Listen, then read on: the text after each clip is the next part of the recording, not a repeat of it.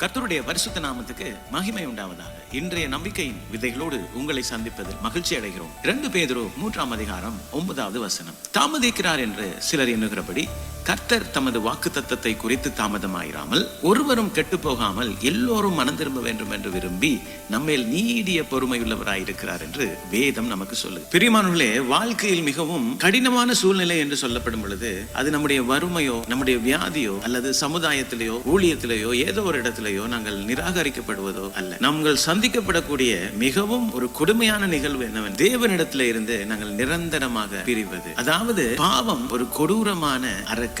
அது மனிதனை கட்டி அவனை ஏமாற்றத்திலே தள்ளி அவங்களுடைய கண்களை மூடி அவனை அழிவின் பாதைக்கு நேராய் அழைத்து செல்லுகிறதாய். நம்முடைய கிருபையுள்ள தேவன், நம்முடைய கிருபையுள்ள தகப்பன் ஒவ்வொரு ஆத்மாவும் ரட்சிக்கப்படணும் என்ற ஒரு எதிர்பார்ப்போட கிறிஸ்துவில் நமக்கு நித்திய ஜீவனை அனுபவிக்க அவர் வாய்ப்பை இன்று ஏற்படுத்திக் கொள்.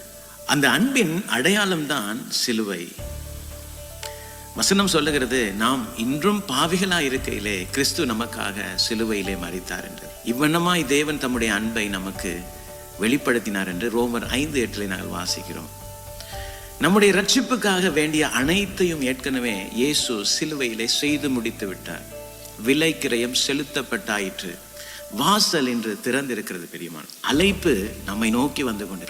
பெரியமானவர்களே, இந்த அழைப்பை நாங்கள் விட்டு விடுவோமானால் இனி ஒரு அழைப்புக்கு வாய்ப்பே இல்லை. யோவான் 3:16 சொல்லுகிறது, தேவன் தம்முடைய ஒரே பேரான குமாரனை விசுவாசிக்கிறவன் எவனோ அவன் கெட்டு போகாமல் நித்திய ஜீவனை அடையும்படிக்கு அவரை தந்தருளி இவ்வளவாய் உலகத்தில் அன்பு கூர்ந்தார்.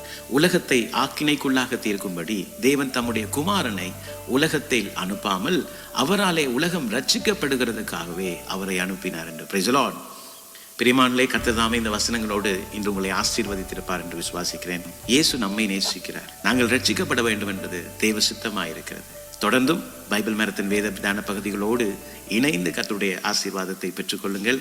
கர்த்தர் தாமே இந்த நாளில் உங்களோடு கூட இருக்கிறார், உங்களை நேசிக்கிறார். God bless you.